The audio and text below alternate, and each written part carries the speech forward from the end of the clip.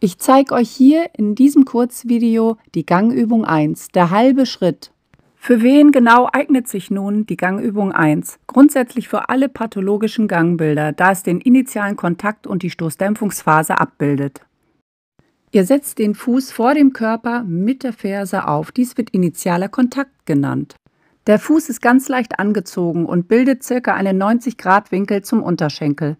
Das Knie ist dabei locker gestreckt. Beim Abrollen von der Ferse zum Vorfuß wird das Knie nun ganz leicht gebeugt. Dies ist sehr wichtig für eine gut funktionierende Stoßdämpfung. Das andere Bein wird einfach wieder rangezogen. Versucht euch bei dieser Übung zunächst auf den Fuß und anschließend auf das Kniegelenk zu konzentrieren. Ich empfehle euch, diese Übung mehrmals auf einer Beinseite durchzuführen, bevor ihr auf die andere Seite wechselt. Nach der Gangübung 1 sollte die Gangübung 2 erfolgen.